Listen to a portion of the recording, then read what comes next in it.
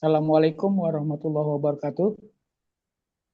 Waalaikumsalam warahmatullahi wabarakatuh. Salam warahmatullahi Ya, wabarakatuh. ini minggu kelima ya di itu ya, ke-6 ke-7 nanti ya. Tinggal tiga lagi berarti ya, 3 minggu lagi. Minggu depan kayaknya nggak libur walaupun hari Kamis kayaknya. Udah terlalu banyak ya. Karena Kamis walaupun kecuali dia yang ini yang kayak tanggal 1 dan 2 kayak kemarin tuh hari buruh, tanggal 2-nya pendidikan. Itu bisa. Kalau minggu depan hari Kamis kalau dari sebenarnya sih kalau yang pemerintah bisa libur ya, tapi kelihatannya kalau Unindra enggak nih kuliah gitu. Ya, karena tanggung anggap coba sekarang 5 sampai 7 tiga minggu lagi. Tanggal 24 udah UTS kan? 24 itu UTS itu, 24 dari 23 24 Lebaran Haji tanggal 27. Oke, saya presensi dulu ya. Presensi dulu takutnya ini nih. Saya ada keperluan gitu ya. Saya presensi dulu. Oke, presensi dulu ya. Ntar tangan-tangannya di kamera ya. Halo. Heri, Hadir Heri Pak, Irawan. Heri hadir Pak, Irawan ada. Oke. hadir Pak. Sudah. Oh ya Allah. Tadi dulu lagi dia. Mama ambil itu. Ini sakit Agam sakit. Ahmad Saril. Di luar Ril. Siap sakit. Bapak, hadir. Sakit. Saya lagi presensi bentar di sini ini. Stop. Di sini ini. Weni Mulyani. Ada Pak hadir. Ini Ya, Pak. oke. Sudah. Utiah. Hadir Pak, ini Pak. Oke. Tangannya dada-dada Utiah. Biar bisa keluar. Dadah. Ya, gitu. Kalau kamu cuman mulut aja tadi nggak keluar nih.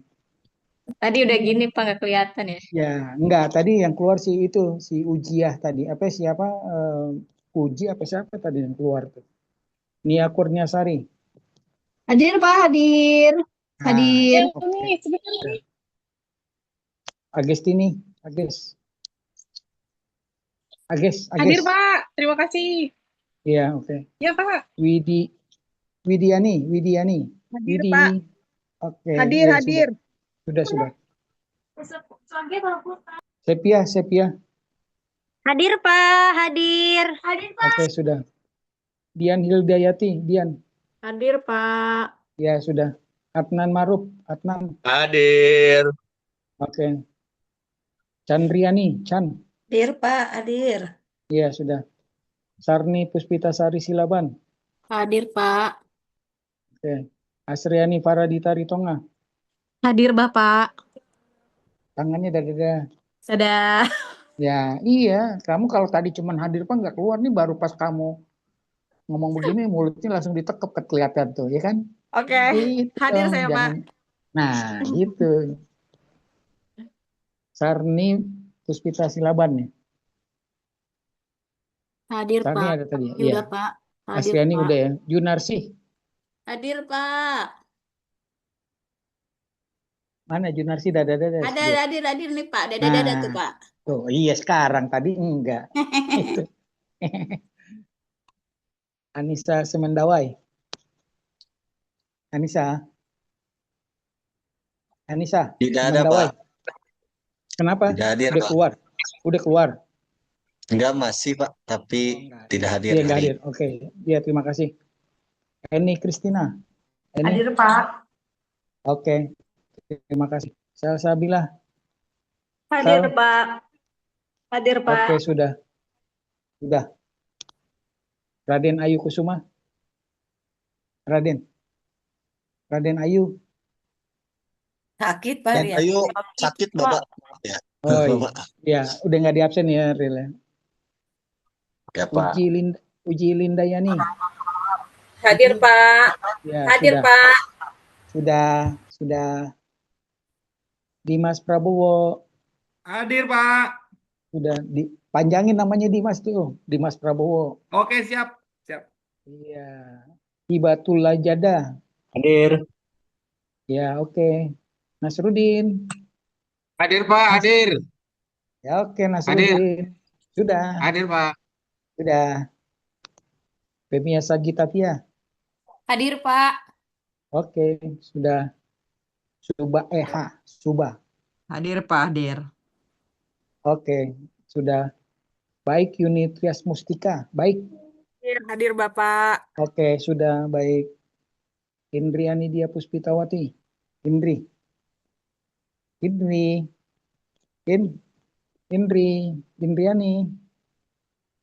Indria. Masuk, Pak, tapi lagi ada Ada, Pak. kegiatan. Barusan ada Pak di situ Pak. Kenapa? Ada, Pak. Ada, Bu Indri ada. kegiatan sekolah. Bukan, Indri ada. maksudnya dia lagi ngapain? Itunya dimatiin Kak Indri. Coba saya lihat di Lagi kayak kegiatan Pramuka Pak. Kegiatan KMD. Lagi pramuka, ada Pak. kegiatan pramuka, prajamuda.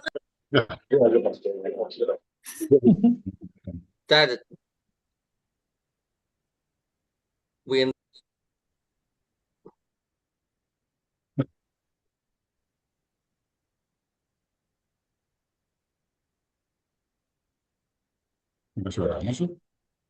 Enggak, saya belum nih. Saya mau lihat di partisipan deh. Ini ada Indri aja nih tulisan ini.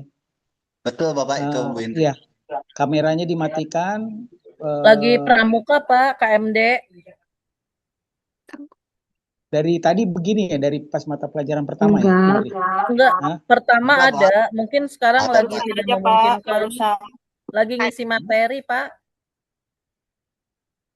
Jadi gimana menurut kalian? Hadir, Bapak. Hadir, Hadir, Pak. Pak. Dari Hadir, pagi, Pak. dari pagi.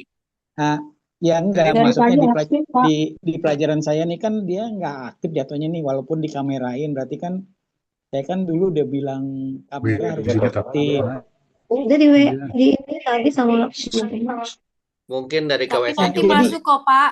Tapi nanti Bukan masuk. soal dari pagi aktif begitu. Pak. Bukan. Terserah Bapak saja, kebijakan Bapak saja yang Bapak Iya. pakai. Ya, seperti Nah, itu aja jadi Pak. gini, jadi saat ini saya tidak presensi dulu dia. Jadi kalau saya dulu nanti dia gimana ya, nanti juga gitu ya. Oke.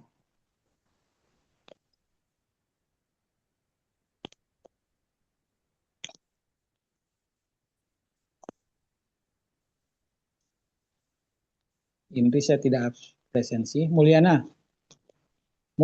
Hadir Bapak. Oke, sudah. Titik Subeti Setiawati. Hadir Pak. Oke, sudah. Ulfa Nur Halifah. Ulfa. Saya hadir, Pak. Saya hadir. Oke. Wah, lagi di luar kamu tuh. Iya, Pak. Wardana. Hadir, Pak. Oke, sudah. Agung Ramadan. Agung.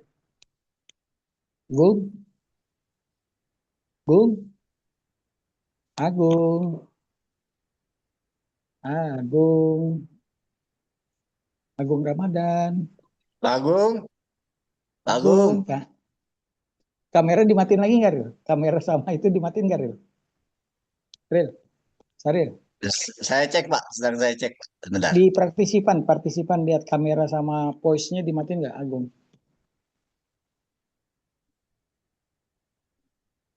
Pak Agung nggak ada. Hah? Maaf, Pak. Di partisipan tidak ada. Tidak tapi ada. Tadi Tadi ada. Ya, jadi nanti kamu kasih tahu ya.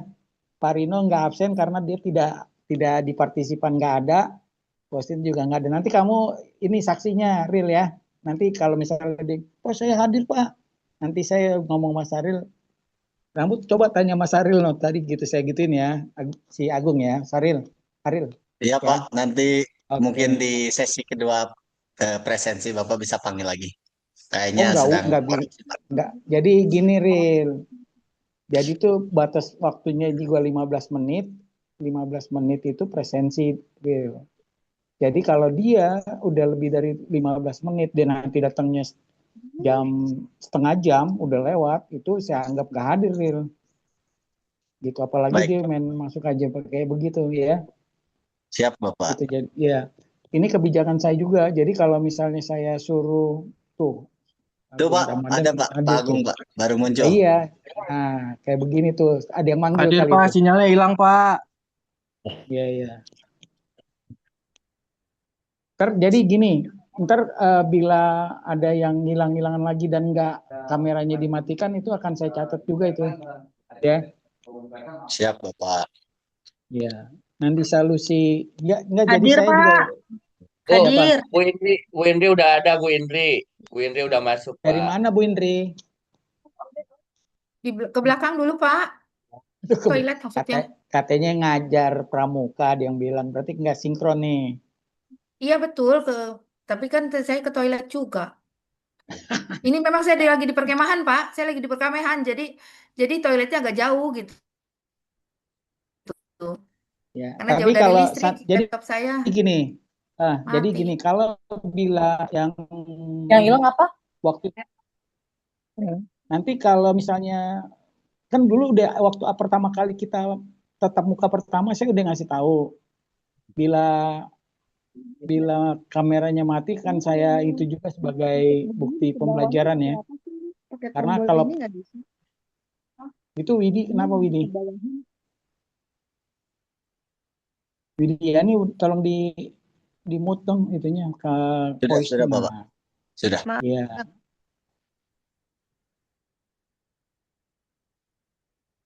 Jadi tadi saya udah kasih tahu dari awal dulu kita tatap muka itu ya kamera harus on, harus hidup gitu. Dan juga kalau misalnya memang ngakunya ya sinyalnya mati, itu harus dia buru-buru masuk lagi, coba mungkin atau nanti kalau bila ada temannya Sahril CS ini tiba-tiba ada yang keluar nih di sini ketahuan, tapi dia nanti tidak masuk lagi, itu juga akan ketahuan juga gitu. Ya. Nah, kalau di kamera tuh ada yang keluar, itu juga di record nanti ketahuan tuh pas di ini gitu. Sebagai jejak digital. Nandisa Lucy Novitasari, Nandisa. Hadir, Pak. Hadir. Oke. Sudah. Aska Sabili Salam. Hadir. Oke. Rafita Sari, Rafita. Hadir Bapak, hadir. Ya, sudah. Anita Raya. Hadir. Anita Raya. Ya, Pak. Sudah. Adli Ramli Halasan. Hadir, Pak. Tangannya dikamerain, Dli. Ini, Pak, hadir, Pak. Oke. Ya, sudah. Fatima Azhara. Fatima.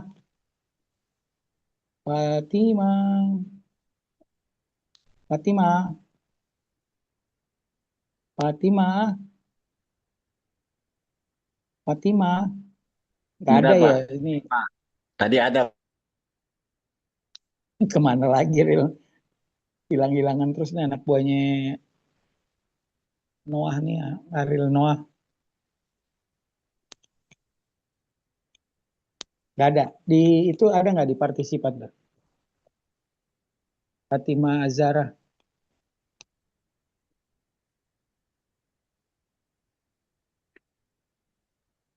Izin Bapak, tidak ada.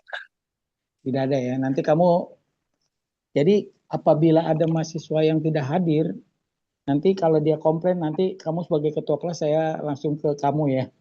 Sebagai itu ya. Pak, Ya. Pak kayaknya Hah? Adnan belum ke checklist ya, Pak. Kenapa? Adnan belum ke checklist. Adnan mana? Adnan Lewat Ma'ruf. kayaknya, Pak. Kan tadi udah di absen tuh, udah Udah ke checklist. Mau dilihat, Adnan? Mau lihat tuh. Udah tuh Oh, iya Adnan dah. Maruf di atas. Kamu kenapa ini? Kamu merasa belum tadi? Belum dipanggil atau gimana? Udah dipanggil, pan saya cek di Terus? LMS sekarang. Ya nggak bisa, ini kan saya belum tutup. Gitu. Oke, Pak, lanjut. Iya, belum saya tutup. Ini belum presensi juga belum selesai. Ntar kamu kalau mau lihat di LMS setelah saya selesai, saya simpan, kamu lihat. Begitu, bukan sekarang. Sekarang memang belum. Karena belum Oke, saya melakukan pensimpanan. Masih Siap, Pak. pemanggilan. siap. Iya, lain kali nggak boleh begitu, Nan. Ya. Fatima Zahra tadi nggak ada ya? Nikma Ainun Nabila. Nikma? Hadir Nggak ada Pak. juga. Oh, ada, Hadir. keren nggak ada. Oke, sudah. Ya. Jihan Apipah, Jihan. Hadir Pak. Jihan, oke sudah. Osli Marbun. Hadir, Pak. Ada. Hadir. Oh tadi, iya.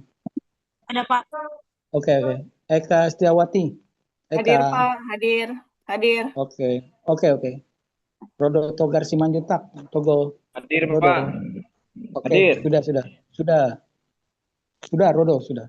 Elis Mulisa, Elis. Hadir, Pak. Hadir. Oke, sudah. Sulistyo Palupi. Hadir, Bapak. Hadir. Oke, sudah. Iya, sudah. Ahmad Ruslan. Pak. Oke, sudah. Azikra Ramadhani. Azikra. Hadir, Bapak. Sudah. Oke. Asana. Asana ada. Kok diam aja? Kagak Hadir. bilang. Ah, Hadir. Ibu, iya sudah. Ibu Hadir. umurnya berapa, Bu? Iya. Ibu umurnya berapa, Bu? Umur berapa? Oh, nggak usah udah. Asana udah. Muhammad Sedang Fatar sakit, Rizal. Pak. Oh, nggak sakit. Muhammad Fatar Rizal. Hadir, Pak. Oke, sudah.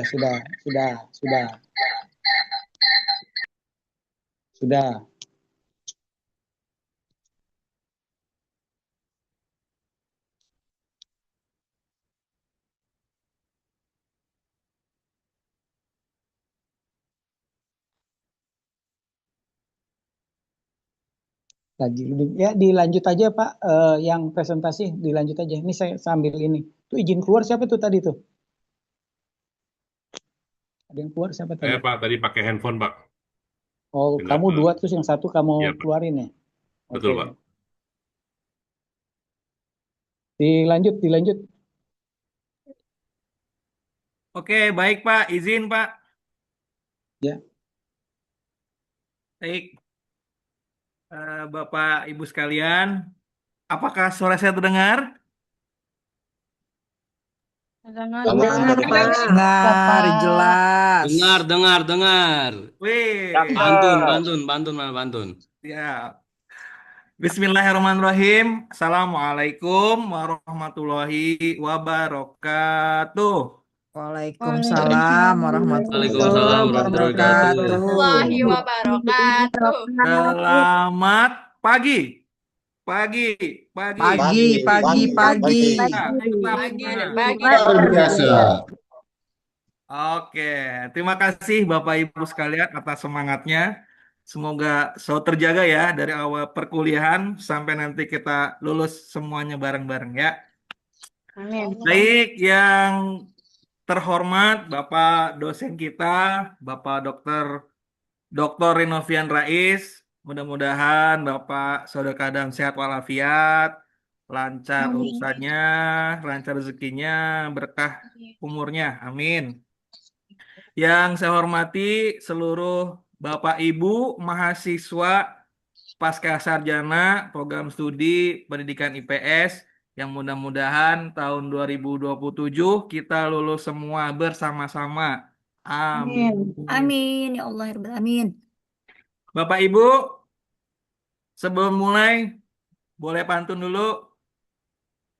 Sangat boleh Pak Dimas. Kita harus full senyum Bapak Ibu ya, harus full senyum, oke? Nanti bilang cakep jangan lupa ya, kalau kurang bagus tapi nggak apa-apa cakep aja ya. Cakep. Belum. Siap. Pohon jati tumbuh kokoh berdiri. Cakep. Bunga mawar akarnya kuat menahan badai dan batangnya berduri. Cakep.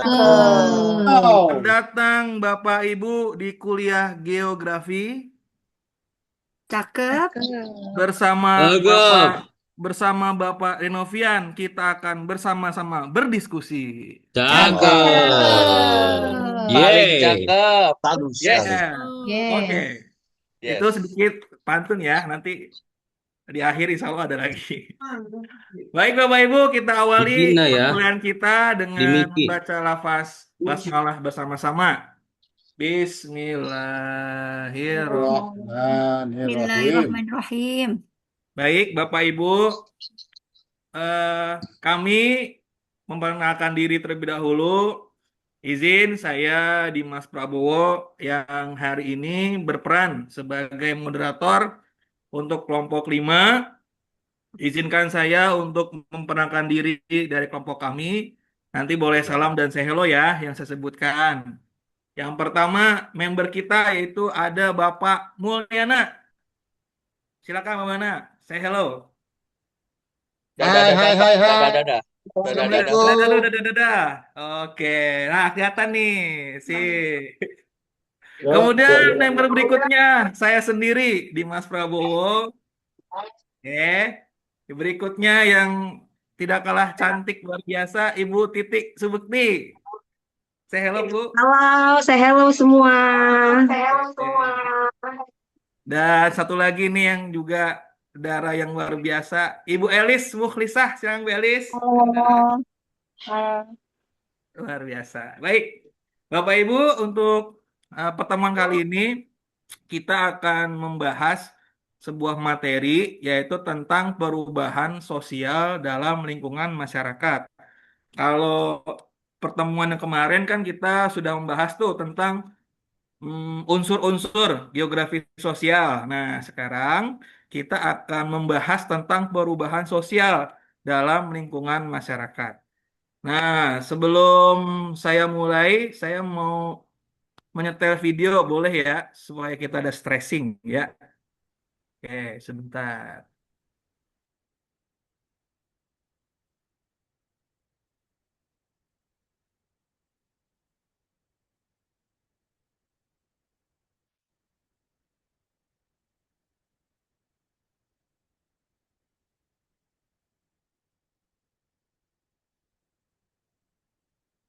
Sudah terlihat Bapak Ibu ya? Sudah, Pak. Oke, kita lihat dulu 1 menit sebentar ya.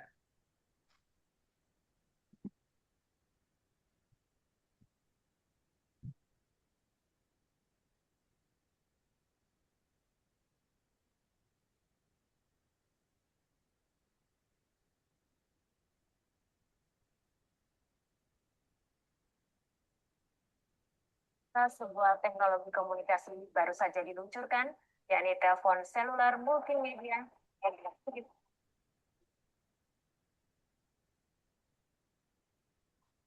Pemirsa, saatnya kami mengkaji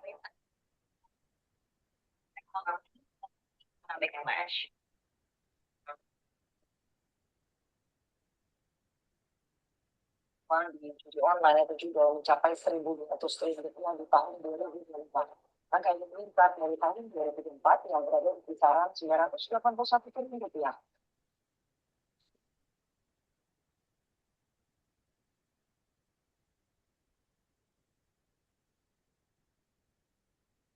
Penggunaan gadget itu adalah hal positif atau justru hal negatif.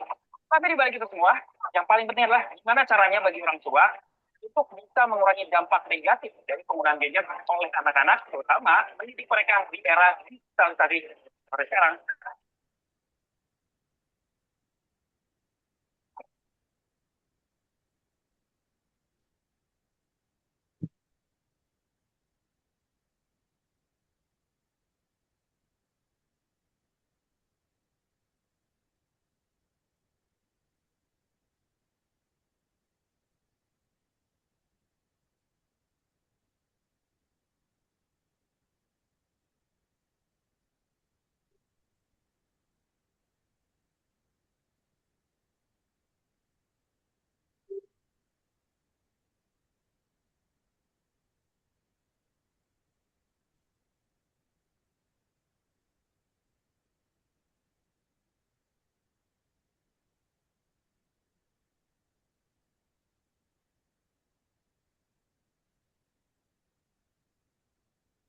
Ada suaranya.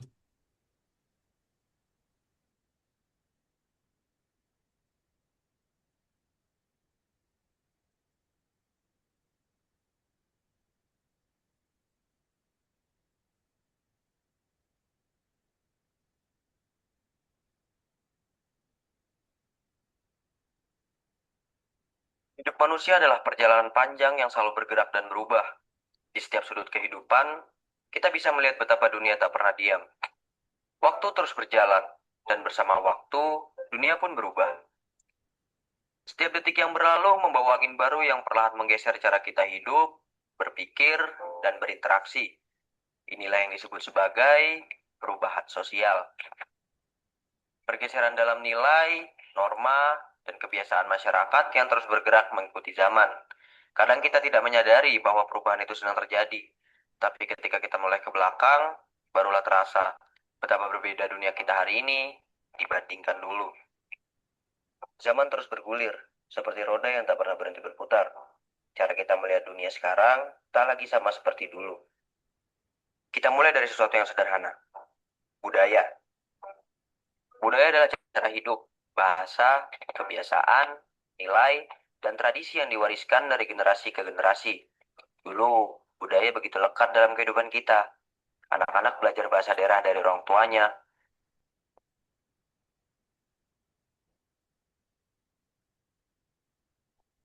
Oke, baik Bapak Ibu, itu sedikit ya stressing untuk materi kelompok kita ya.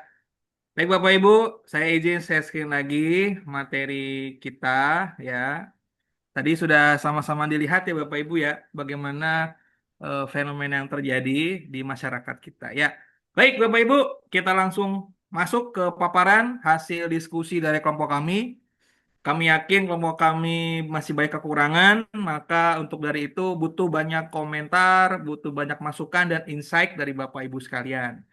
Untuk presentasi yang pertama akan disampaikan oleh Ibu Titik. Silakan Bu. Ya, terima kasih Pak Mangga, Dimas. silakan Bu. Oke, slide yang kedua ya Pak Dimas.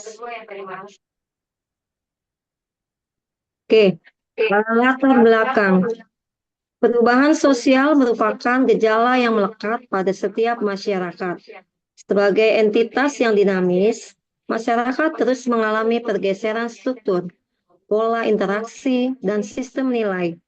Dalam konteks lingkungan, perubahan sosial seringkali dipicu oleh interaksi antara manusia dengan ekosistem tempat mereka tinggal, baik yang disebabkan oleh faktor internal seperti penemuan baru maupun faktor eksternal seperti globalisasi dan krisis lingkungan. Makalah ini akan mengulas bagaimana perubahan sosial terjadi dan pengaruhnya terhadap tatanan masyarakat. Rumusan masalah. Lanjut slide berikutnya, Bapak. Berdasarkan latar belakang mengenai dinamika perubahan sosial, berikut adalah rumusan masalah yang akan dibahas. 1. Apa sajakah faktor-faktor utama yang memicu terjadinya perubahan sosial dalam lingkungan masyarakat dewasa ini? 2. Bagaimana pengaruh interaksi antara kemajuan teknologi dan kearifan lokal terhadap struktur sosial masyarakat? 3. Masyarakat, bagaimana dampak perubahan sosial yang terjadi terhadap kohesi atau keteraturan sosial di masyarakat? Tujuan dari penulisan makalah ini adalah 1. Mengidentifikasi faktor pendorong, menganalisis berbagai faktor internal dan eksternal yang menjadi penggerak utama perubahan sosial dalam konteks masyarakat modern. 2. Menganalisis dialektika budaya, memahami bagaimana masyarakat beradaptasi di tengah arus teknologi global tanpa kehilangan arah, tanpa kehilangan akar kearifan lokal. 3. Mengevaluasi dampak sosial, menjelaskan dampak positif dan negatif dari perubahan sosial, khususnya mengenai fenomena ketertinggalan budaya dan upaya mitigasinya demi menjaga stabilitas lingkungan masyarakat. Lanjut slide berikutnya, Pak. Oke. Masuk ke dalam pembahasan. Perubahan sosial merupakan fenomena yang tak terelakkan dalam dinamika kehidupan masyarakat, terutama di era modern yang serba cepat ini. Secara sosiologis, perubahan ini dipicu oleh interaksi kompleks antara faktor internal dan faktor eksternal. Salah satunya adalah, yang pertama adalah faktor kemajuan teknologi dan digitalisasi. Kemajuan teknologi. Kemajuan teknologi adalah proses pengembangan alat, sistem, dan metode yang bertujuan untuk meningkatkan efisiensi, memecahkan masalah, atau memperluas kemampuan manusia. Dalam beberapa dekade terakhir, fokus utama kemajuan ini terletak pada teknologi informasi dan komunikasi. Digitalisasi. Digitalisasi adalah penggunaan teknologi digital untuk mengubah model bisnis, proses operasional, atau interaksi sosial. Secara teknis, digitalisasi diawali dengan digitasi, mengubah bentuk analog seperti kertas menjadi format digital. Namun, cakupannya jauh lebih luas. Di sini adalah disampaikan tahapan dari perubahan digital. Yang pertama adalah digitasi, yaitu mengkonversi data fisik ke digital. Yang kedua, digitalisasi menggunakan data digital tersebut untuk menyederhanakan cara kerja. Yang berikutnya, transformasi digital, yaitu perubahan budaya dan sistemik, di mana teknologi menjadi inti dari setiap aktivitas.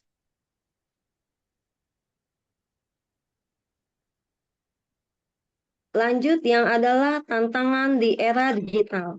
Meski membawa banyak kemudahan, kemajuan ini juga menghadirkan berbagai tantangan yang harus diantisipasi. Pertama, adanya kesenjangan digital, yaitu tidak semua wilayah memiliki akses infrastruktur internet dan internet yang setara yang dapat menyebabkan ketimpangan informasi. Keamanan cyber, semakin banyak data yang tersimpan secara digital, semakin tinggi resiko pencurian identitas atau serangan cyber.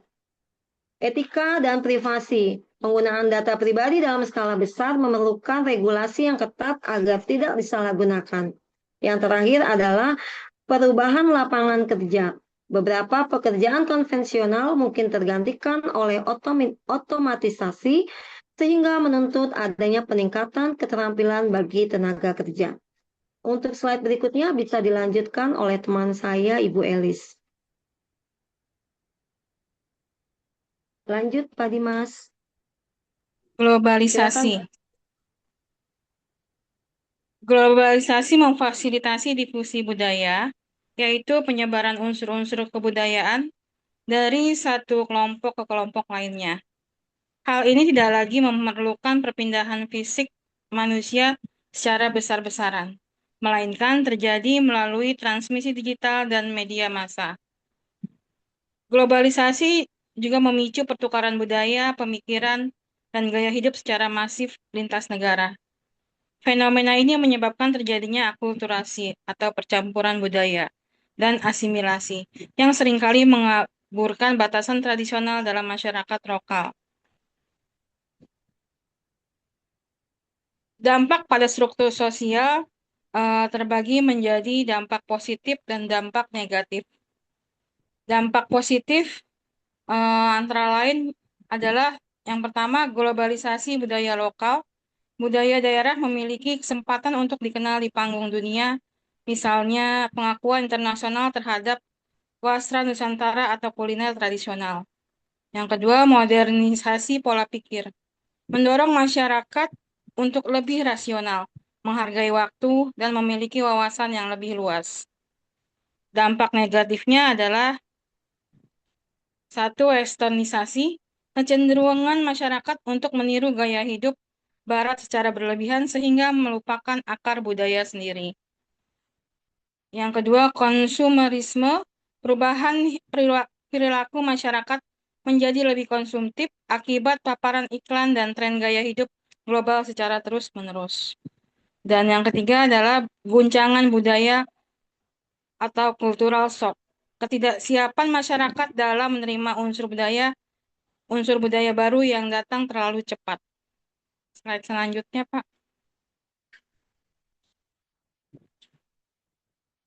Perubahan demografi.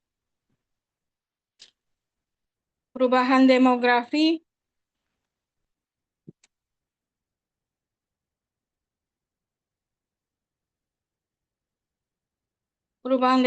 pertumbuhan penduduk, urbanisasi, dan bonus demografi mengubah struktur sosial dari masyarakat agraris, komunal menjadi industri yang lebih individualis. Migrasi membawa multikulturalisme, namun beresiko konflik jika tidak dikelola inklusif.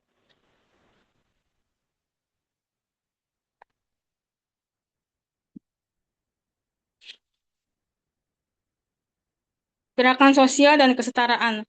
Aksi kolektif terorganisir untuk perubahan menyasar kesetaraan gender, ekonomi, hukum, dan akses digital. Mempercepat mobilisasi dan demokratisasi informasi. Mengubah kebijakan dan paradigma masyarakat.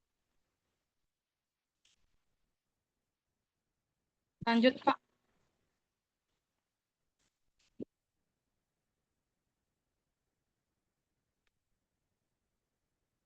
Faktor lingkungan dan perubahan iklim. Krisis ekologi memaksa masyarakat mengubah pola konsumsi dan produksi. Kebijakan energi terbarukan dan gaya hidup berkelanjutan adalah bentuk perubahan sosial yang dipicu oleh tekanan lingkungan fisik. Perubahan perilaku, pola konsumsi, dan produksi yang lebih bertanggung jawab terhadap lingkungan. Kebijakan baru, energi terbarukan, dan regulasi lingkungan mendorong transformasi sosial. Gaya hidup hijau, sustainable living menjadi norma sosial baru di masyarakat modern. Selanjutnya akan disampaikan oleh Pak Mulyana.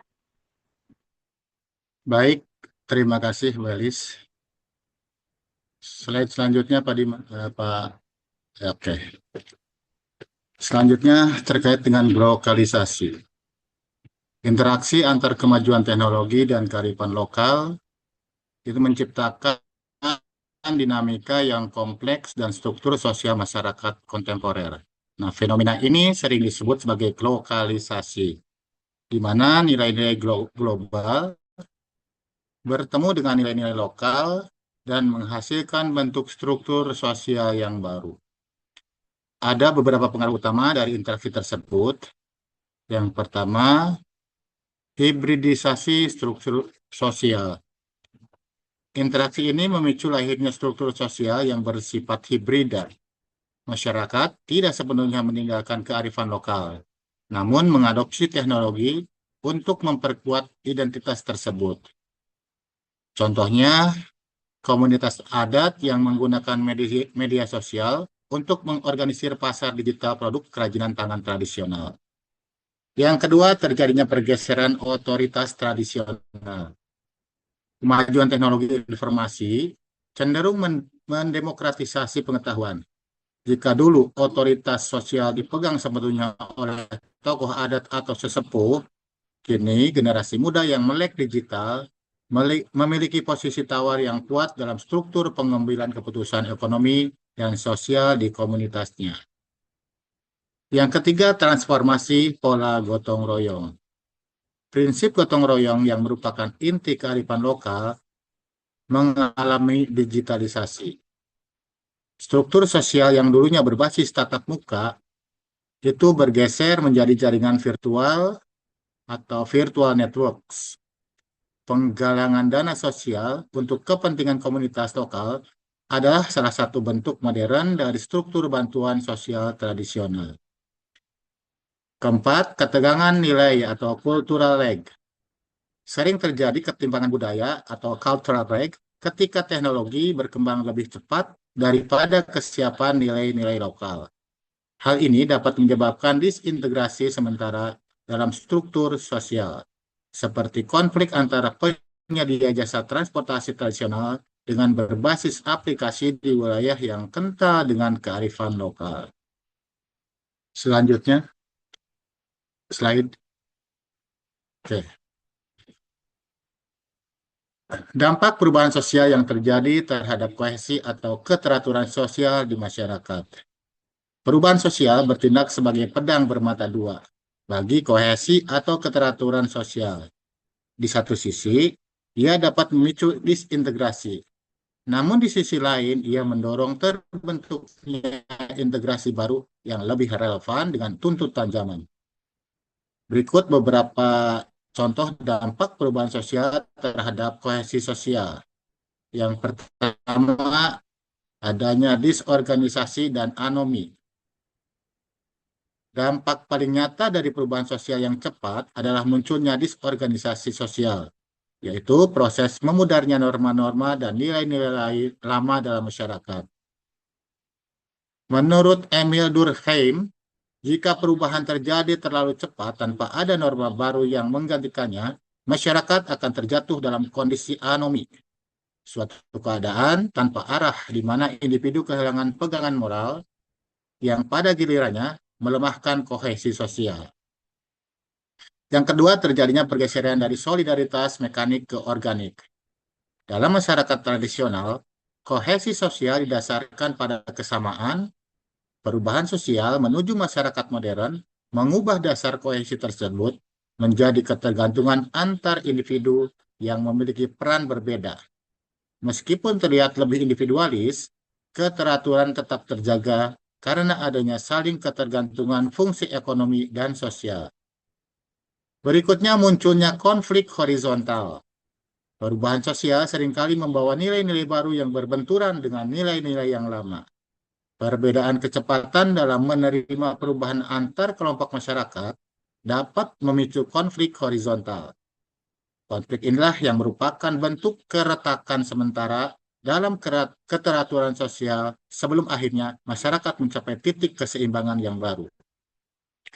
Dan yang keempat, reintegrasi sosial. Setelah mengalami fase guncangan, masyarakat akan cenderung melakukan reintegrasi atau penyatuan kembali. Dalam tahap ini, norma-norma baru dibentuk untuk mengatur interaksi yang berubah. Contohnya adalah pembentukan hukum cyber untuk mengatur interaksi di dunia maya yang bertujuan menciptakan keteraturan sosial di ruangan. Lanjut Pak Dimas. Oke, Pak Dimas. Berikutnya, terakhir kesimpulan dan saran.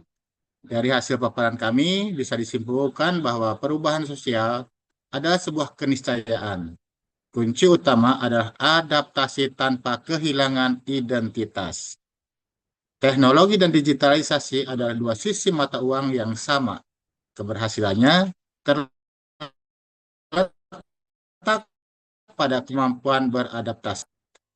Diharapkan masyarakat bisa bersikap reflektif dan kritis, perkuat nilai kearifan lokal agar identitas tidak tergerus modernisasi. Bagi pemerintah, susun regulasi antisipatif. Bangun infrastruktur fisik bersamaan dengan peningkatan kualitas SDM. Dan terakhir, bagi pendidikan, integrasikan pendidikan karakter ke kurikulum agar generasi muda tangguh menghadapi perubahan. Demikian paparan dari kami.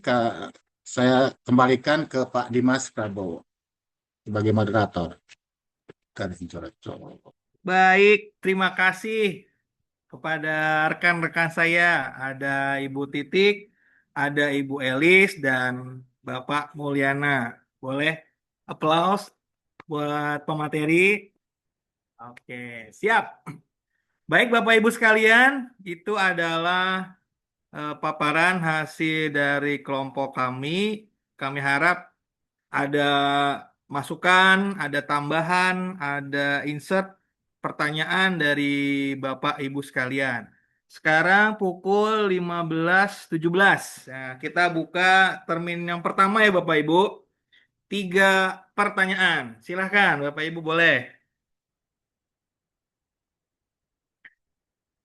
Oke, di layar saya sudah ada yang angkat tangan. Namanya Ibu Azikra. Silakan Bu Azikra.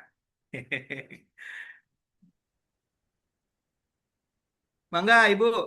Oke.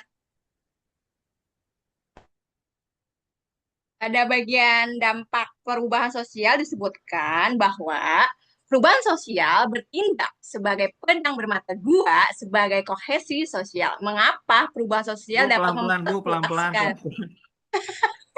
Ya oke. Aduh, pelan-pelan Bu, maaf ya Bu, pelan-pelan. Oke. Ya, siap Bu. Boleh dimulai? Siap Bu, siap. Oke. Pada bagian dampak perubahan sosial disebutkan bahwa perubahan sosial bertindak sebagai pedang bermata dua bagi kohesi sosial. Mengapa perubahan sosial dapat memperkuat sekaligus melemahkan keteraturan masyarakat? Terima kasih. Oke. Jelas nggak, Coba. Pak? Siap, Bu, siap, Bu. Ya, saya coba ambil poin ya. Tadi saya catat bagaikan pedang, Bu ya. Wah, seperti pedang nih, bermata dua ya. Iya. Dan dia bisa memperkuat atau bisa melemahkan keteraturan Sekaligus, sosial. ya. Oke, siap. Mantap pertanyaannya, keren. Lanjut, pertanyaan nomor 2. Nah, di layar saya sudah ada Ibu Rafita. Mangga Bu Rafita, silakan. Iya, izin Bapak Dimas untuk bertanya. Di dalam makalah menjelaskan bahwa masyarakat akan terjatuh dalam kondisi anomi apabila perubahan terjadi terlalu cepat. Menurut Bapak Ibu, bagaimana cara mencegah kondisi anomi dalam kehidupan masyarakat modern sekarang ini? Terima kasih. Bagaimana mencegah ya Bu ya? Iya, benar. Kondisi anomi ya atau Iya. disintegrasi ya tadi ya. Oke, dalam masyarakat modern ya Bu? Iya, Bapak. Oke, siap. Mantap. Satu lagi. Saya, Sudah Pak. ada Ibu Ulfa. Silakan Bu Ulfa, mangga. Bu Baik, Pak Rafita Dimas. boleh diturunkan tangannya?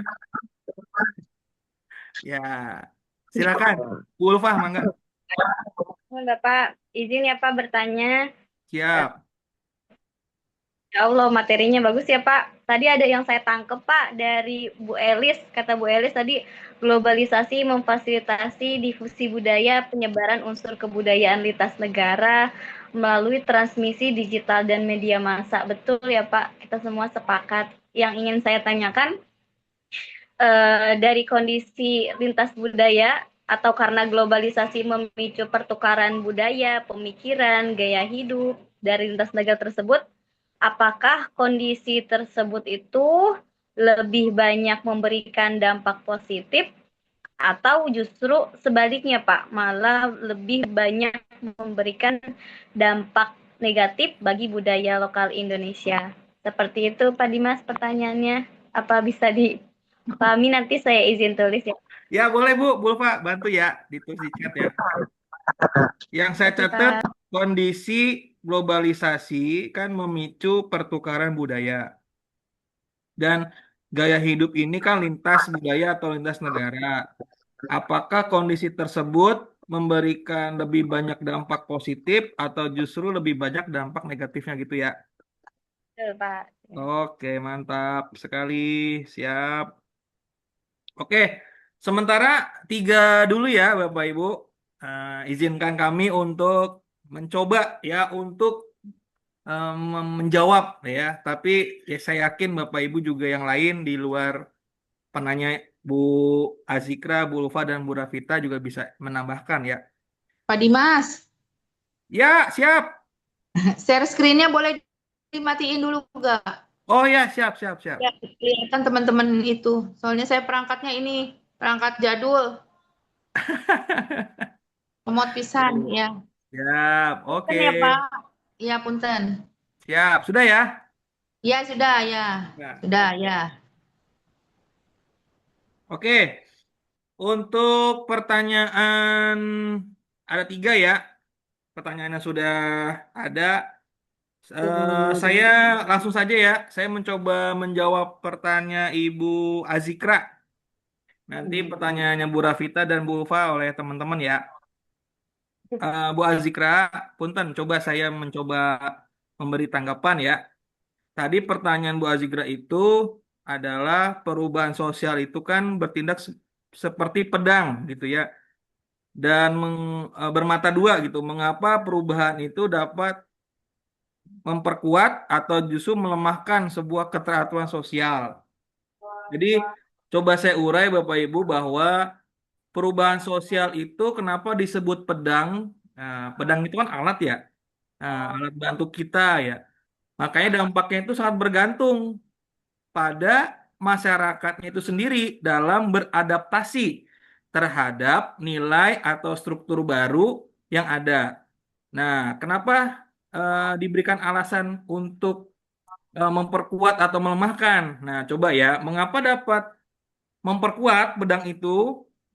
Yang pertama adalah perubahan itu seringkali membawa norma yang baru yang lebih inklusif. Tadi sudah dijelaskan oleh pemateri ya, lebih inklusif dan sistem yang lebih efisien, yang justru menyatukan kelompok-kelompok yang sebelumnya mungkin komunal atau terfragmentasi gitu ya, menjadi menyatukan kelompok-kelompok yang sebelumnya menjadi kelompok yang lebih membaur ya. Contohnya itu adalah kita suka dengar ada gerakan kesetaraan gender gitu ya.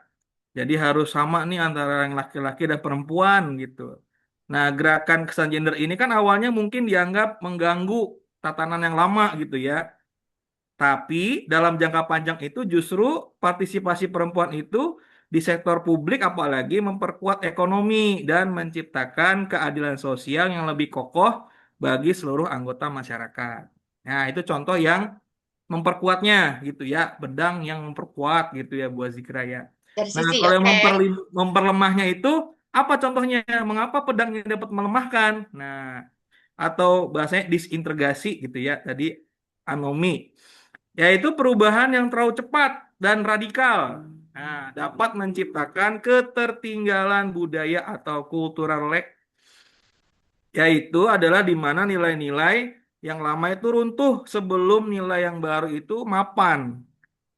Hal ini memicu konflik antar generasi atau antar kelompok. Contoh yang paling mudah adalah digitalisasi dalam ekonomi seperti e-commerce, kayak Shopee, kayak Lazada, dan lain-lain itu, yaitu contoh-contoh e-commerce. Di satu sisi, dia memajukan ekonomi, namun di sisi lain juga, dia menyebabkan adanya apa ya seperti penutupan pasar tradisional gitu ya dan toko-toko fisik gitu, jadi udah nggak laku lagi tuh. Nah, makanya hal ini dapat memicu ketegangan sosial dan protes dari pedagang-pedagang yang konvensional yang merasa kehilangan mata pencaharian dan keteraturan hidup. Maka kesimpulannya adalah menurut saya perubahan itu memperkuat keteraturan jika menghasilkan sebuah konsensus yang baru, namun melemahkan jika menciptakan sebuah kesenjangan atau penolakan yang tajam di masyarakat. Nah, gitu Bu Azikra deh saya. Gimana jawabannya? Nggak puas kan pasti Jelas, jawabannya? Pak. Terima kasih. Ya, puas sekali. Terima kasih. Oh, siap. Terima kasih. Cukup ya untuk pertanyaan pertama ya. Oke, siap. Kita Cukup, lanjut ke Pak. pertanyaan kedua dari Bu Rafita. Akan dijawab oleh Ibu Titik. Mangga Bu Titik. Ya, terima kasih Pak Dimas. Oke, pertanyaan dari Tubuh Rapita tadi adalah makalah menjelaskan bahwa masyarakat akan terjatuh dalam kondisi anomi apabila terjadi perubahan yang cepat. Bagaimana cara mencegah kondisi anomi dalam kehidupan masyarakat modern? Oke, anomi itu sendiri adalah kondisi sosiologis di mana masyarakat itu kehilangan pegangan nilai, norma atau standar moral akibat perubahan sosial yang cepat. Berikut saya sampaikan beberapa upaya, antara lain satu adalah memperkuat pendidikan karakter dan moral. Pendidikan di keluarga, sekolah, dan masyarakat perlu menanamkan nilai kejujuran, tanggung jawab, disiplin, dan kepedulian sosial agar individu memiliki pedoman hidup yang jelas. Yang kedua adalah meningkatkan peran keluarga. Kita ketahui bahwa keluarga merupakan menjadi tempat pertama pembentukan kepribadian. Komunikasi dan pengawasan yang baik dapat membantu anggota keluarga menghadapi perubahan sosial dengan sehat. Yang ketiga adalah menjaga solidaritas dan kepedulian sosial. Di sini masyarakat perlu membangun hubungan sosial yang harmonis melalui berbagai kegiatan, antara lain adalah gotong royong, melakukan bakti sosial, kegiatan sosial lainnya, dan organisasi masyarakat agar tidak muncul rasa individualisme secara berlebihan. Yang keempat adalah menyesuaikan norma dengan perkembangan zaman. Norma dan aturan sosial perlu kita perbarui secara bijak agar tetap relevan dengan perkembangan teknologi dan modernisasi tanpa menghilangkan nilai budaya.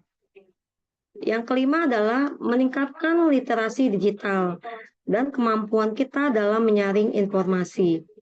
Masyarakat harus mampu menggunakan teknologi secara bijak, artinya tidak mudah terpengaruh perilaku negatif atau budaya yang bertentangan dengan norma sosial. Yang terakhir adalah peran dari pemerintah dan tokoh masyarakat. Pemerintah serta tokoh masyarakat perlu memberikan arahan, pembinaan, dan kebijakan yang mampu menciptakan keteraturan sosial di tengah perubahan yang cepat. Dengan langkah-langkah di atas, 6 langkah tersebut, insya Allah masyarakat kita memiliki pedoman hidup, rasa kebersamaan, dan kestabilan sosial, meskipun masyarakat itu menghadapi perubahan zaman yang sangat cepat. Mungkin dari saya itu Pak Dimas dan Bu Rafita terkait bagaimana cara mencegah kondisi anomi dalam kehidupan masyarakat modern. Terima kasih. Baik, terima kasih Bu Titik. Gimana Bu Rafita tanggapannya? Terima kasih Bu Titi penjelasannya. Hadir. Gimana? Cukup apa enggak Bu Rafita? Cukup Pak, Jelas ya? cukup. Jelas. Terima kasih. Alhamdulillah. Atau ada yang mau tambahkan gitu? Cukup Pak, Tidak ya? cukup. Cukup. Bapak Ibu, mungkin yang lain selain Bu Rafita ada yang mau nambahkan tentang mencegah kondisi anomi dalam kehidupan modern? Oke, lanjut aja ya dulu ya. Menjawab untuk pertanyaan yang ketiga. Pertanyaan dari Ibu Ulfah akan dijawab oleh Ibu Elis. Silakan Bu Elis, mangga. Ya Pak, saya coba menjawab pertanyaan Bu Ulfa. Tadi pertanyaannya adalah globalisasi memicu pertukaran budaya, pemikiran, dan gaya hidup secara masif lintas negara. Apakah kondisi tersebut lebih banyak memberikan dampak positif atau negatif bagi budaya lokal Indonesia?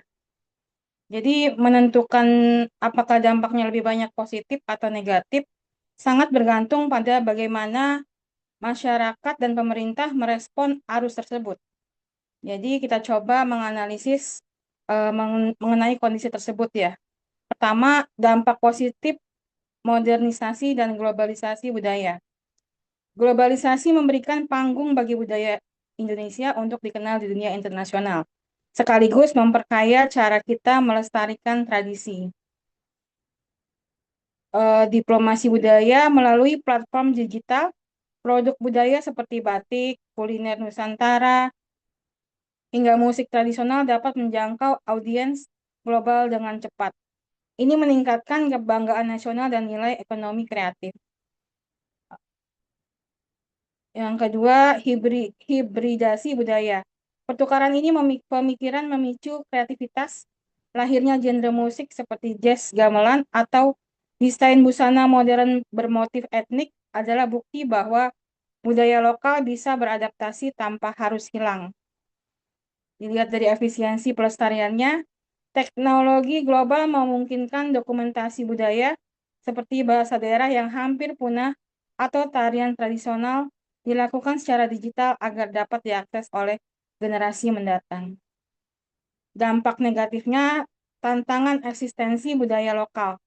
Di sisi lain, masifnya arus informasi seringkali membawa nilai-nilai yang bertentangan dengan jati diri bangsa. Cagar budaya dan westernisasi, gaya hidup yang cenderung konsumtif dan individualis dari luar seringkali dianggap lebih keren atau modern oleh generasi muda, sehingga nilai-nilai gotong royong dan kesantunan lokal mulai terpinggirkan.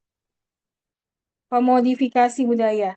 Terkadang demi memenuhi selera pasar global atau turisme, esensi dan nilai sakral dari suatu tradisi diubah atau disederhanakan secara berlebihan, sehingga kehilangan makna aslinya. Dan dilihat dari dominasi budaya populer, masifnya penetrasi budaya pop asing seperti K-pop atau tren barat dapat menyebabkan marginalisasi budaya lokal, di mana masyarakat lebih mengenal budaya luar dibanding budayanya sendiri. Jadi kesimpulannya positif atau negatif yang lebih banyak. Kondisi ini akan berdampak positif jika bangsa Indonesia memiliki filter budaya yang kuat. Globalisasi tidak seharusnya dihindari, melainkan dikelola. Jadi jika masyarakat bersikap positif, maka resiko cultural loss atau kehilangan budaya akan sangat besar, menjadikannya dampak negatif. Tapi jika masyarakat bersikap adaptif, globalisasi justru menjadi alat untuk memperkuat eksistensi budaya lokal di kancah dunia.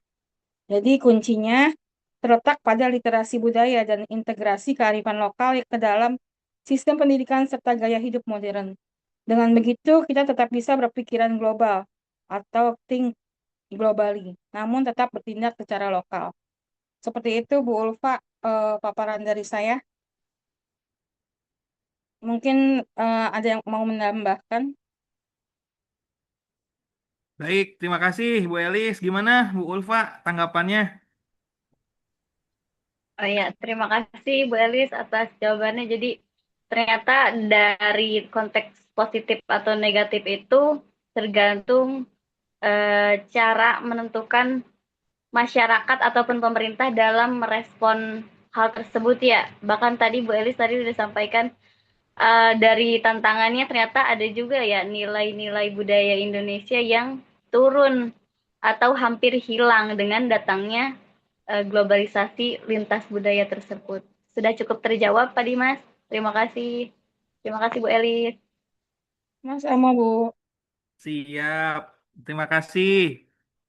Baik Bapak Ibu, tadi saya lihat masih ada satu orang lagi yang resen. Tadi boleh satu pertanyaan lagi? Satu lagi deh, satu lagi. Silakan. Tadi satu orang saya lihat ada yang resen lagi. Ya boleh. Silakan. Saya Bapak. Oh iya, siap Bu Salsa, mangga. Siap. Oke. Mau menanya. Salam. Siap. Ya. Nah, di makalah tadi disebutkan bahwa sering terjadinya ketimpangan budaya atau cultural lag ketika teknologi ini berkembang lebih cepat daripada kesiapan nilai-nilai lokalnya gitu. Nah, menurut kelompok Bapak dan teman-teman gitu, ketimpangan budaya seperti apa yang terjadi di lingkungan sekitar kita gini yang adanya ketimpangan budaya ketika teknologi ini berkembang lebih cepat gitu Bapak.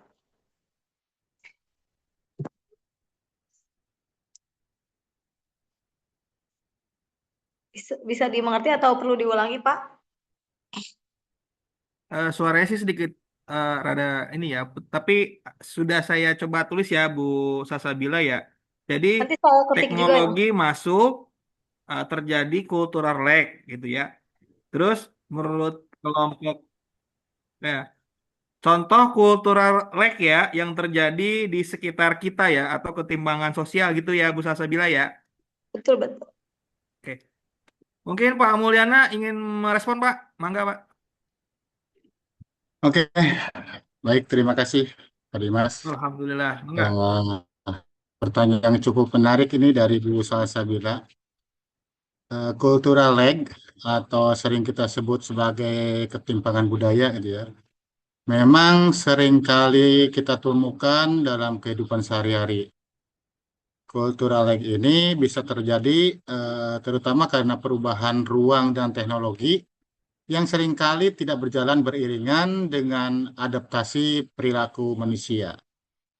Nah, konsep cultural lag ini, jika saya kutip dari apa yang diperkenalkan oleh William F. Ogburn, ini menjelaskan bahwa unsur budaya material dalam hal ini adalah teknologi, infrastruktur, alat-alat, itu biasanya berubah lebih cepat daripada budaya non-material.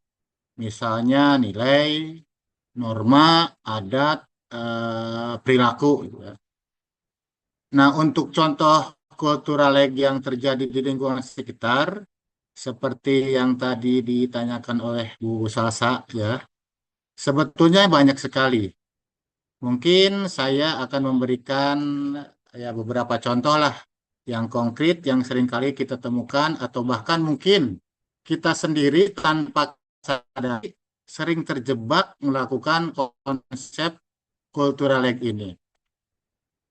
Ya, mungkin ini contoh yang pertama ya. Dari apa ya? Misalkan dalam penggunaan gawai ya, smartphone, handphone gitu ya. Kalau kita lihat saat ini secara material, artinya bendanya itu ya, hampir semua orang itu memiliki akses ke teknologi komunikasi tercanggih. Ya, dalam hal ini ya gawai, smartphone, handphone. Namun secara non-material, norma atau etika penggunaannya itu belum sepenuhnya terbentuk. Akibatnya apa? Muncullah sebuah kesenjangan. Di satu sisi, teknologi memungkinkan kita terhubung dengan orang jauh, tetapi seringkali membuat kita mengabaikan orang-orang yang ada di sekitar kita, di depan mata kita.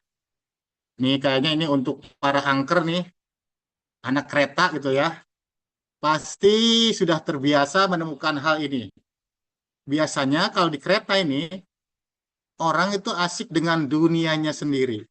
Jarang kita melihat ada komunikasi antara satu penumpang dengan penumpang yang lainnya. Meskipun duduknya berdampingan itu. Kadang-kadang ya mereka asik dengan handphonenya itu. Tertuju pada handphone.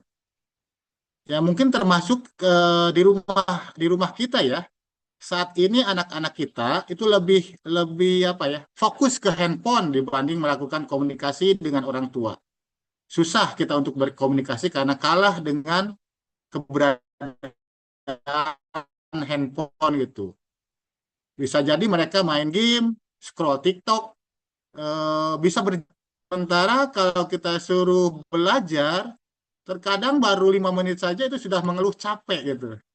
Nah tentu hal ini akan membawa dampak negatif yang salah satunya itu bisa menyebabkan terkikisnya kualitas interaksi tatap muka dan kesantunan dalam berkomunikasi dengan publik. Mungkin satu contoh lagi deh, biar lebih kuat nih. Apa ya? Adanya digitalisasi transaksi. Nah, kita saat ini muncul berbagai macam dompet digital misalkan ya, atau e-wallet, terus pinjaman online, terus perbankan digital. Nah, sebetulnya dengan munculnya digitalisasi transaksi keuangan ini, di satu sisi itu akan memudahkan masyarakat untuk melakukan transaksi finansial secara instan. Cuma ya sayangnya banyak masyarakat mengadopsi kemudahan teknologi tersebut tanpa dibekali pemahaman mendalam tentang keamanan atau pengelolaan resiko finansial. Nah, ujungnya kita sering mendengar maraknya kasus penipuan online, terus kebocoran data pribadi, karena yaitu kelalaian pengguna. Serta mungkin sering juga kita lihat banyak yang terjerat hutang akibat kemudahan diri gitu ya. Judi online dan lain-lain. Saat ini kalau kita butuh uang, tidak harus pergi ke bank. Cukup dengan memainkan jempol-jempol kita melalui handphone.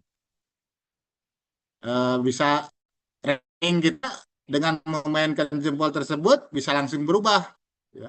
Tergiur dengan hadiah yang ditawarkan aplikasi judi online, berkedok aplikasi game, nah justru ujungnya hartanya bisa terkuras habis. Nah itu mungkin contoh dari cultural lag atau timpang yang ada di sekitar lingkungan kita. Karena mungkin masih banyak sebetulnya kondisi cultural lag yang bisa kita temui dalam kehidupan sehari-hari. Cuman intinya dalam perspektif geografis, cultural lag ini menunjukkan bahwa perubahan ruang fisik dan teknologi itu tidak secara serta-merta atau otomatis menciptakan manusia baru dalam tanda kutip ya, yang adaptif. Ketimpangan ini menciptakan tegangan sosial yang jika tidak dijembatani dengan edukasi dan penguatan nilai lokal, bisa mengakibatkan disorganisasi sosial atau hilangnya identitas budaya di tengah modernisasi.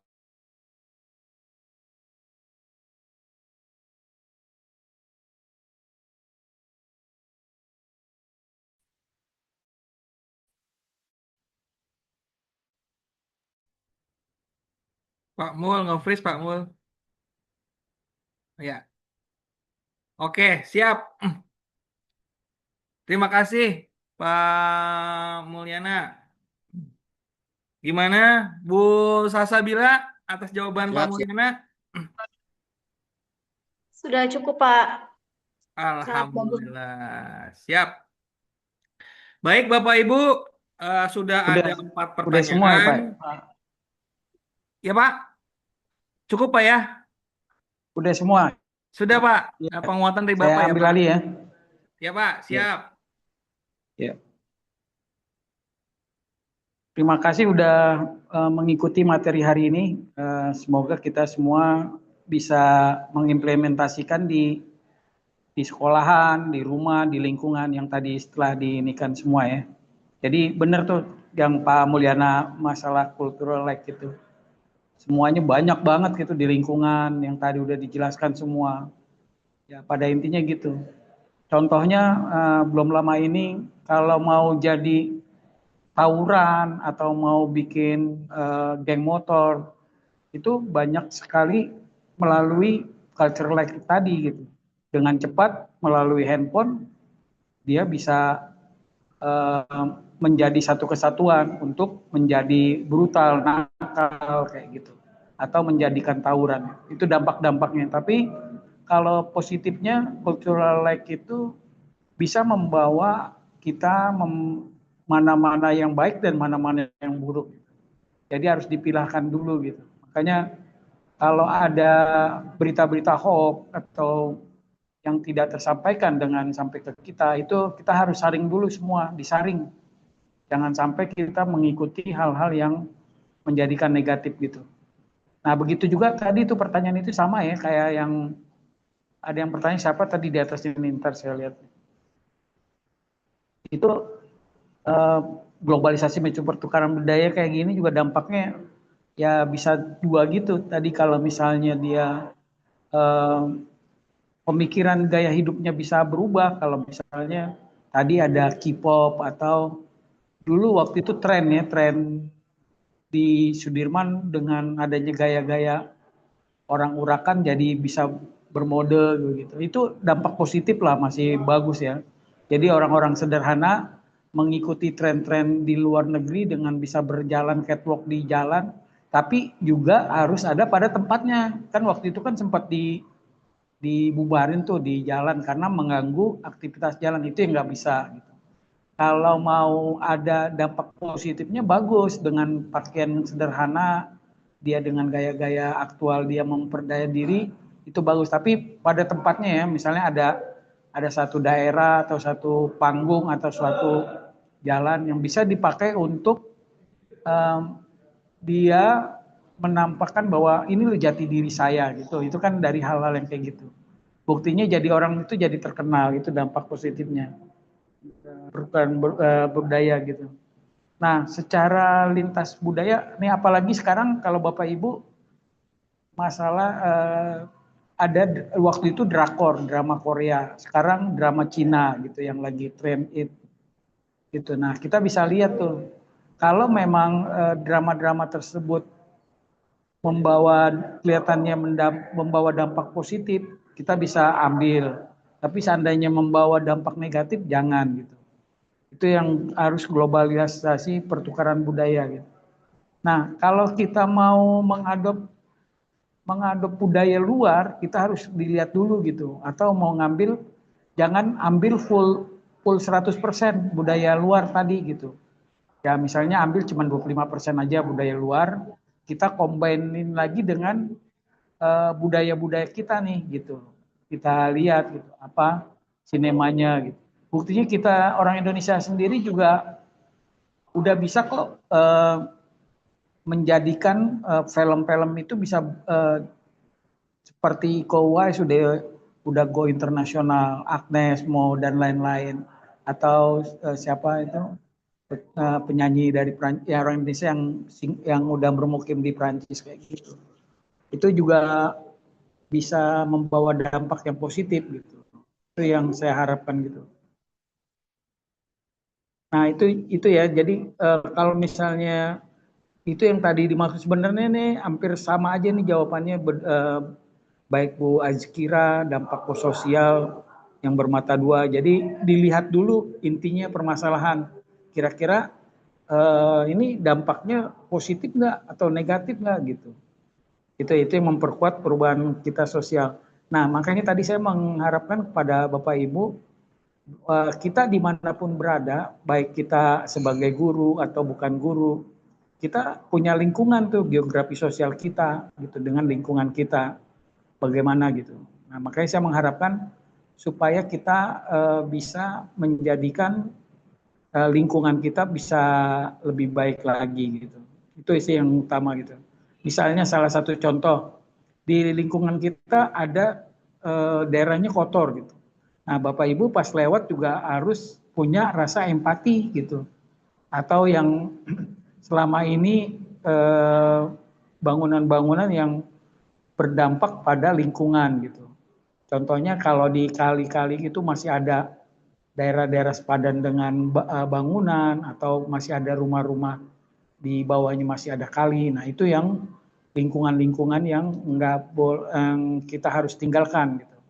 Harus kita bersihkan, harus kita rapikan supaya, karena dampaknya apa? Ada beton-beton di pinggir kali itu akan menghambat laju jalannya aliran sungai sampai dari hulu sampai ke hilir gitu.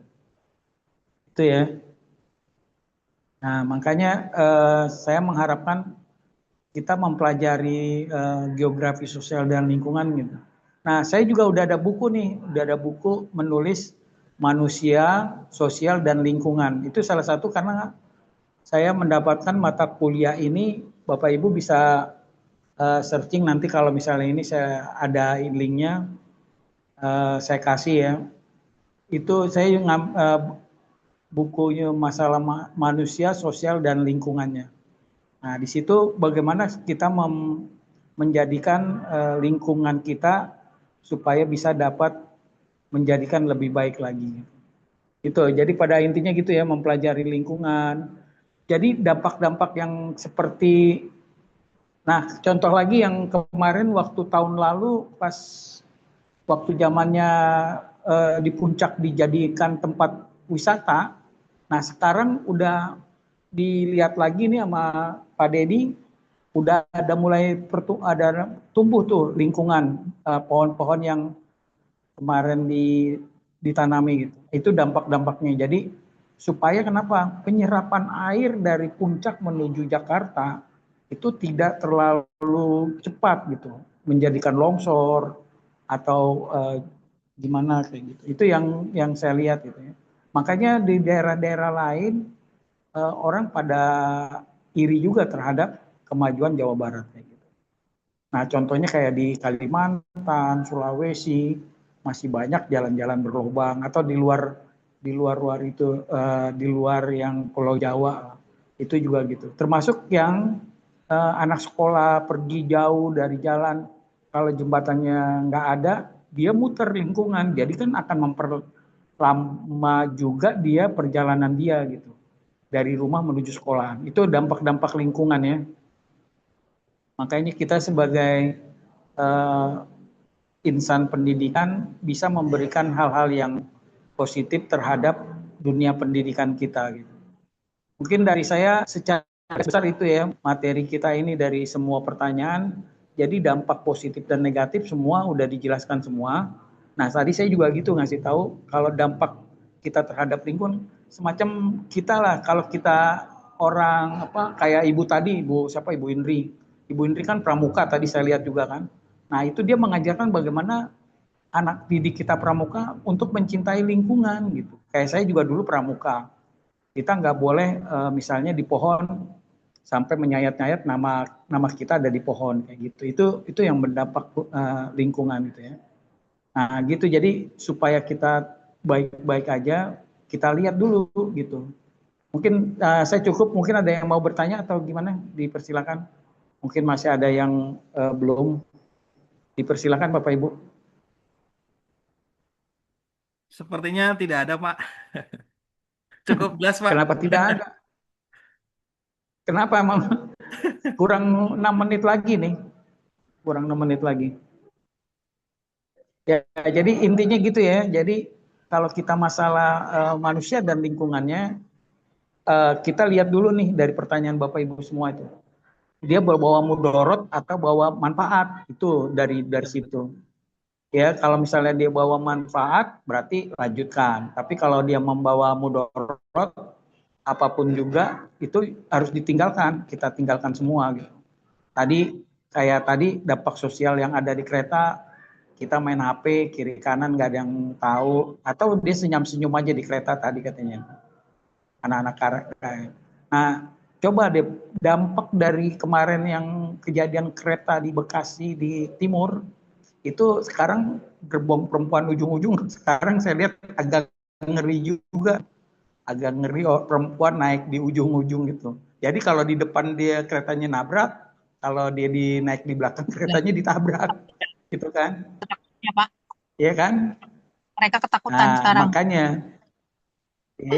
iya. Saya lihat tuh, saya kan kadang-kadang dari Depok tuh, saya lihat dari mulai UI, kok di ujung depan atau ujung belakang penumpangnya malah geser ke gerbong 2 dan selanjutnya gitu. Mungkin akibat dari kasus yang kayak gitu, kalau misalnya nggak ditabrak, menabrak kan gitu. Jadi kan kalau kayak kemarin kan berarti ditabrak dari belakang. Atau kalau misalnya KRL dia lost juga, dia menabrak pula juga dengan mobil, dengan taksi kayak kemarin kayak gitu. Itu dampak-dampaknya tuh kalau misalnya kita lingkungan yang terjadi hal-hal yang seperti itu. Gitu Bapak Ibu, jadi kita sudah harus mengantisipasi jadinya kalau terjadi hal-hal yang kayak gitu. Sebenarnya juga saya dulu udah menyayangkan juga nih, waktu ada pertama kali mungkin beberapa tahun yang lalu atau berapa puluh tahun yang lalu, ini bahaya juga nih kalau perempuan ditaruh di depan sama di belakang gitu.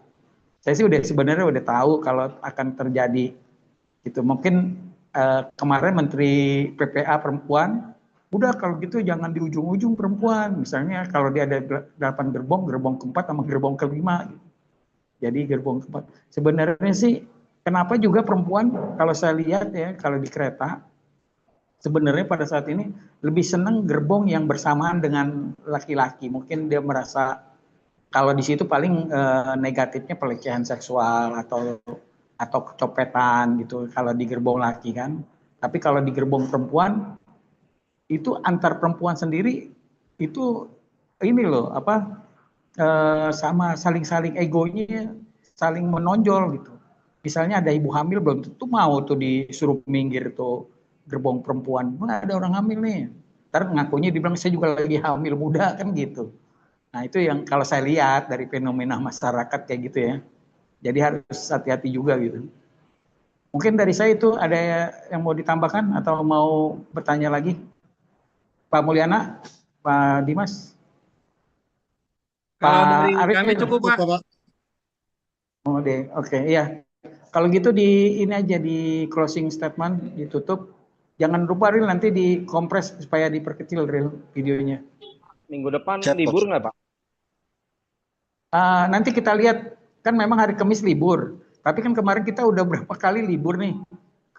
Jadi gini aja, kamu lihat sekarang LMS yang keberapa? LMS-nya ya, lihat ya. Misalnya sekarang ke-5, berarti minggu ke depan ke-6, tanggal 24 kita UTS masalahnya. Itu lihat dari situ aja. Oke, bisa kamu lihat tuh. Jadi tanggal 23, 24 itu kita masuk UTS kamu tuh. Minggu ke-8 gitu kan. Nah, dikurangi sama sekarang nih gitu. Minggu sekarang gitu kamu bisa ancer-ancer lah gitu. Saya ngerti nggak maksudnya? Ngerti kan? Jadi kalau misalnya tanggal 24 kita UTS, kita sekarang tanggal berapa? 9. Berarti 9 tambah 7 besok 16. Oh, kayaknya nggak libur. 16 ketemu tanggal, ya kan? 16 tambah 7 23. 2 kali lagi berarti. Sekarang tanggal 9. Kagak libur. Sekarang minggu kelima, ke-6, ke-7 benar. Jadi nanti mungkin minggu ke-7 tanggal 16 kali itu ya, berarti itu minggu depan tuh. Betul nggak? Minggu ke-7 16 tuh ya. Ya kan? Minggu ke-8 kan UTS, minggu ke-8. Ya. Jadi saya rasa nggak libur. Otomatis tuh saya jamin nggak libur.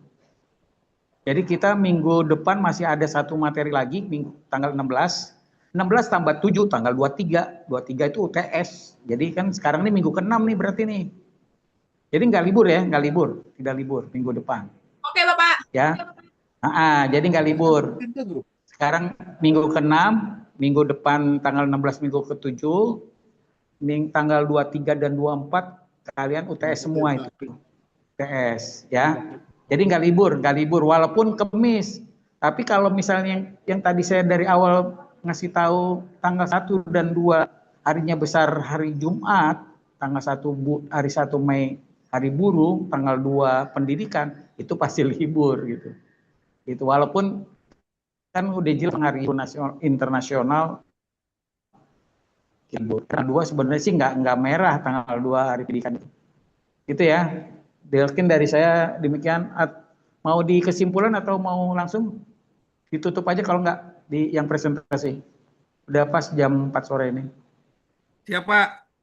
Sepertinya sudah pukul 16, Pak. Sudah cukup, Pak. Ya, ditutup aja, ditutup demikian gitu. Baik, Pak. Demikian atas tadi sudah dipenguatkan oleh Bapak dosen kita. Sebelum ditutup, Pak boleh izin foto bersama, Pak? Izin, Pak ya? Oh, silakan. Ya, Bapak Ibu, silakan. Ya. Ya, ada bukti kehadiran kita nih. Oke, siap. Ya, kamu jangan ngomong-ngomong juga nih, Mas. Orang yang tadi tutup kamera pada. Ayo, pakai. Iya, kamu kalau gitu kayak candid kamera. Siap. Saya yang ambil izin ya, Bapak Ibu. Lembah pertama dulu. 1, 2, 3. Tahan Bapak Ibu, tahan dulu. Bu Indri mangap aja tuh Bu Indri. Oke, halaman kedua ya, sabar. Capek udah 3 hari kemah nih nggak pulang-pulang nih, udah kehabisan baju. Oke, yang kedua halaman 2, siap. Gaya 1, 2, 3. Oke. Siap, Bapak Ibu, sudah ada 2 nih. Demikian perkuliahan hari ini. Ya. Demikian perkuliahan hari ini, semoga bisa membawa manfaat bagi kita semua. Ya. Udah ya, saya tutup ya, Pak Dimas, terlalu lama ini. Bila Waalaikumsalam warahmatullahi wabarakatuh. Terima kasih. Waalaikumsalam warahmatullahi wabarakatuh. Terima kasih.